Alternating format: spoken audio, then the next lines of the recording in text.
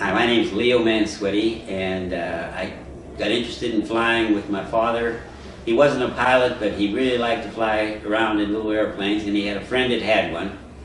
And he'd take me out there on Saturday, and this man had a Luscombe, and it had a bench seat, and I sat in the middle, and of course I couldn't see out of anything, just a little guy at the time.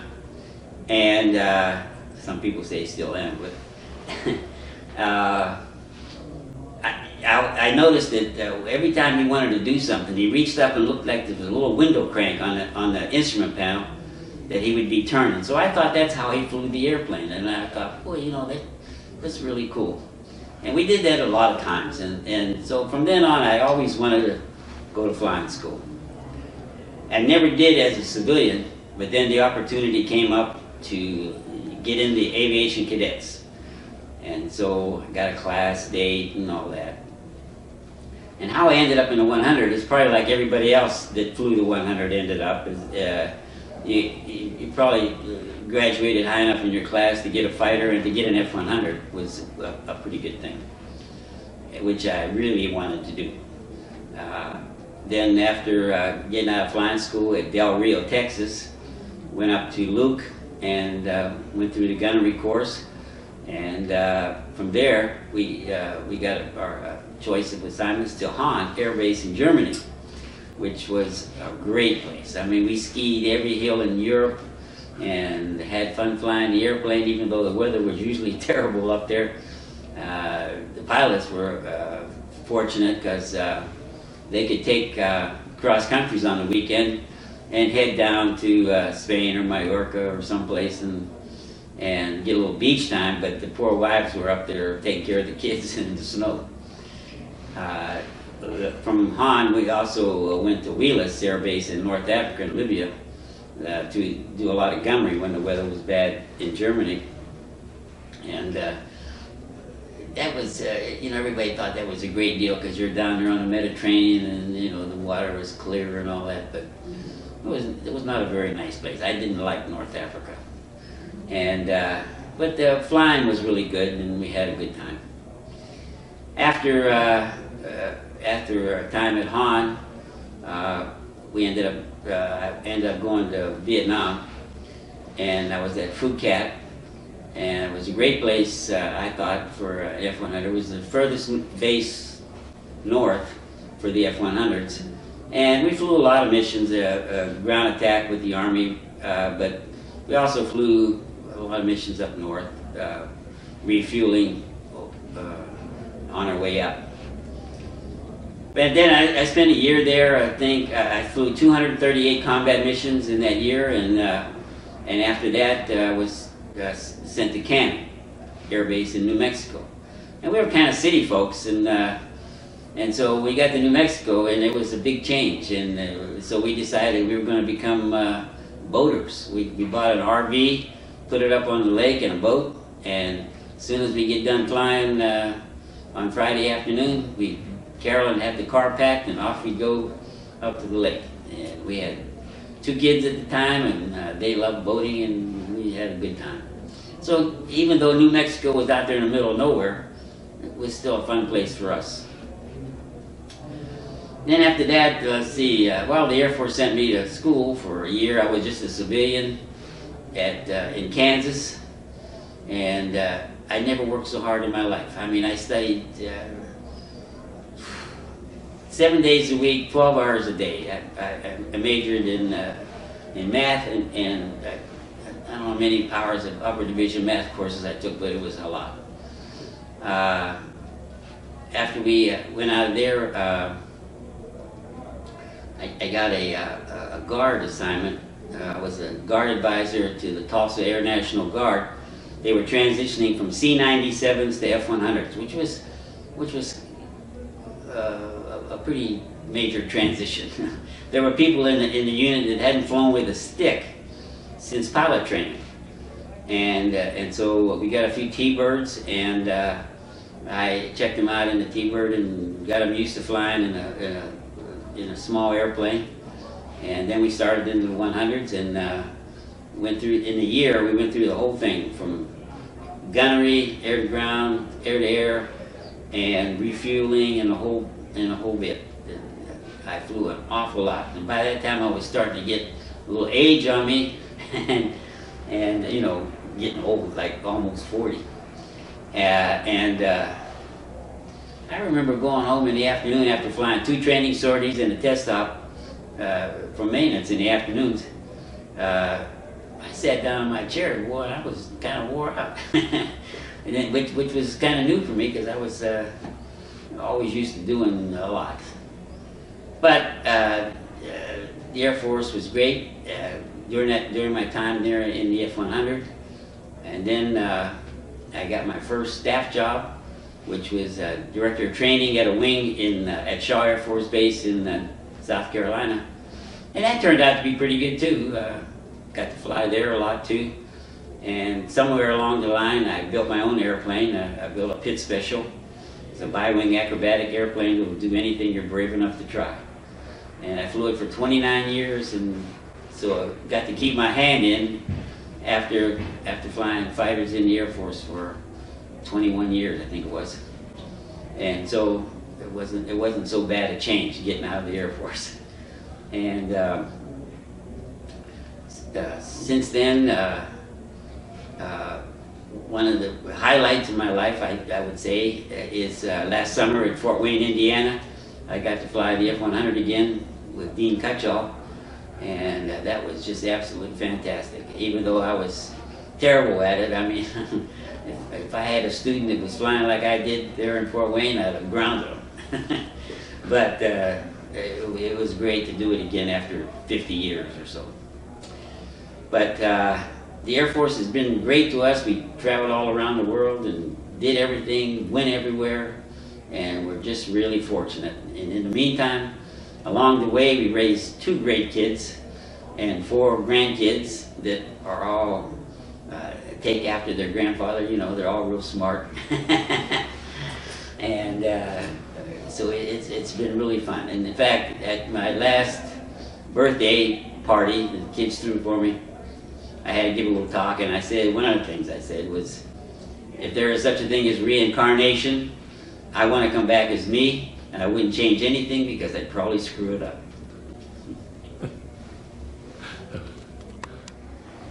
There's a lot of combat missions you've probably already heard about if you're watching this video, and I'm the same as everybody else. Had a few favorite ones. Once we got scrambled off the alert pad. My wingman and I were headed out over by the Cambodian border. It really wasn't that far away from Phuket, but we went over there and picked up a FAC, and he put us in on a target. And I rolled in on my first pass and pulled off and noticed my drop tank light came on, and it was early for that because we hadn't been in the air that long. And then the FAC called me, said I was smoking badly. And so I just pushed it up, jettisoned the rest of my ordnance, and started climbing away. When my wingman joined up, and he said, "That's not smoke, it's fuel." And I was really losing a lot of fuel out of my fuselage tank, or the only gas gauge in the F-100. And I started timing it, because you never think you're not going to make it. You know, you always can get home. But then after I started looking at my watch and the fuel gauge dropped, I said, yeah, I'm not going to make it. And so I started looking for a place to land, and the little army field there, not a little one, but an army field there in the Central Highlands called Pleiku was coming up close by. So I headed over there, and by the time I got over the field, I went right over the end of the runway, you know, the perfect altitude, perfect place to be for the old SFO pattern that they taught us at Luke, which I had really never had to do it before, but practiced it a few times in the past. But anyway, I got there, my numbers were right, I set it up for landing, and by this time I was down to about 500 pounds. And I started my turn around the final, and the last time I looked at the gauge, it was 200, or a little under 200. And so I knew it was going to quit any second. I had to rat out. I was configured to fly, configured to land, And I thought I could make this, especially when I was looking out at the territory underneath. And it didn't look that friendly to me, and I didn't want to be jumping out of this thing. And so I kept saying, I'll just keep going here until, if things don't look bad, I got enough airspeed to pull up. But when the engine quit, the thing that startled me was the hydraulic pressure. I had the rad out, and I thought that thing would drive the hydraulic pump so that you could fly the airplane normally, but it didn't. I was surprised. Just a slight movements of the stick bled the needle down to almost nothing. And so, since I didn't need the throttle anymore, I just had both hands on the stick, flew the airplane with the rudder, turned it to final, got lined up on final, had a good dive angle, and the closer I got, the closer I said, I can make this. You know, I'm probably surprising myself. And I was just aiming at the numbers, trying to save all the hydraulic pressure I could, because I knew I had to flare this thing, and I was in a pretty steep dive, trying to hold. I had about 230 knots at the time, and it was bleeding off shortly, but it looked like it was going to be good by the time I got to the end of the runway. And come over the overrun, airspeed was down about 210, 205, and right over the numbers, I pulled it back, flared the airplane, touched down. I looked at airspeed, I was doing about 190, so I held the chute for a second until I slowed down a little bit. At 180, I pulled the chute, and as y'all know, we're supposed to get 3 applications of the brake from the hydraulic system, but I wasn't going to chance that anymore. There was too many other things going around. So I just put my feet on the brakes and just held it until it come to a complete stop. And after I got the airplane stopped, I was worried a little bit about maybe fuel might still be leaking or something and cause a fire, so I was trying to get out of there. But the airplane was sitting pretty high off the ground. And the fire trucks were out there, and they were just aiming at me and really not coming to get me out of the thing. And 2 nurses drove up in a Jeep. And so I motioned them closer. I was hanging, had my feet in one of those little holes on the side of the airplane. I was holding on to my shoulder harness, trying to get down close enough to jump. But I got them closer, and they drove the Jeep right up under the airplane there, and I jumped out on the hood of the Jeep and hung on to the windshield and told them to back up, and we backed out, and we talked a little bit and everything, and they took me up to the club and bought me a drink.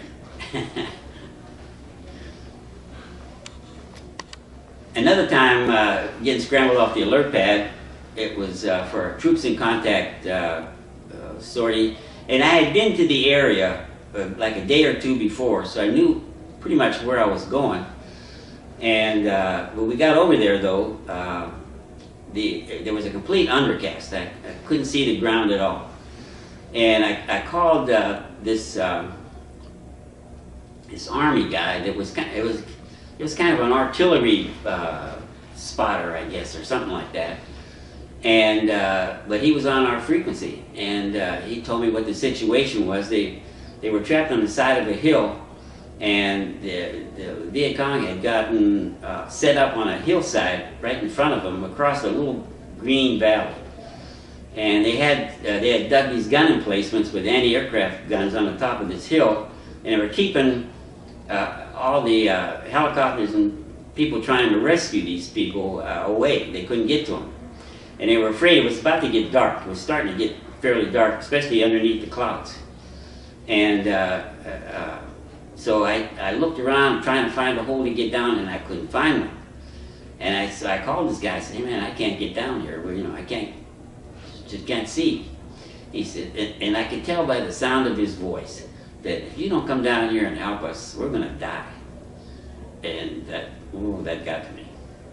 So I told my wingman to hold high, and I just rolled over, put the nose in the clouds, hoping I was going to break out in a valley, because there were mountains in these clouds around there. And sure enough, I broke out, and I was in between the hills and going down this valley, and I flew down the valley a little way, and I came to a river. It had a big bend in it. So I called this guy on the ground. I says, I'm orbiting over this river that's got this big bend. You see one of those on your map, and it's in your area. He said, yeah, I know where that is. And he says, he gave me some headings, and I got over into his valley, and I came up, and I said, and I'm not going to drop until I know where you are. So when you see me, pop a smoke so that I can see where you are. And so sure enough, I come up the valley, and I said, I got a green smoke, and that's us. And just about the same time, I was down lower than the hilltops. And I looked over, and I could see these guns shooting out. I could see the smoke coming out of the guns. And he's hollering from the ground, saying, hey, they're shooting at you right now. I said, I know. So I broke out, and went back down the end of the valley, and I armed up my high drag bombs, which, you know, everybody talks about dropping smart bombs, but in our day, high drags, low altitude, were pretty close. You could stick it in somebody's ear. So I came up this time, instead of being in the valley, I was on the ridge line. I'm on the top, and down probably about 100 feet or so. And I knew they couldn't see me from the holes in the ground because of the trees were on both ends of them. But when I saw them, I saw the cleared off top of the mountain. I pickled off my high drags, and I had them in singles so they would you know, go off one at a time. And sure enough, they went right where they were supposed to go. And the guy on the ground was ecstatic. You know, he says, boy, one of them bombs went right in the hole, right in that foxhole that they had the guns, and there were pieces and parts flying everywhere. So I broke around again, and I said, well, is there anybody else, you know, down there? Is that the only one? He says, no, all these soldiers are on this hillside. They're in the trees on the hillside below where those guns are. So I went back down, and this time I came up the side of the hill, and armed up my napalm cans singly again, and I was really humming this time. I was probably going around 500, 450, 500 or so. And I came up, and when I got into that spot where the gun emplacements were, I started pickling off these tanks, the napalm tanks, and I set that whole hillside on fire. I mean, it was a ferocious fire. And I told the guys on the ground, you better keep your heads down because it's going to get hot, and they weren't that far away. And sure enough, you know, everything went in the right place. So I came back around again, and they said there might be some in this grass. There was real tall grass between the two hills where these guys were. The enemy on one side and they on the other side. So I came back up, armed up all four of my 20mm cannons, and just came down the valley and hosed off the whole 750 rounds, whatever we carried. Just walking my rudder pedals through the grass all the way down the end. I got to the end, and it was getting pretty dark. I was running out of gas, so I just pulled up into the clouds, and I said, I gotta go, I'm running low on fuel. The guy on the ground said, that's the closest I've ever seen to an angel. And off I went. And actually, a few weeks later, our squadron got a call from some Army general that found out about this thing, and they, I guess, it got into the news, and some reporter come and interviewed me, and it was on my hometown radio station.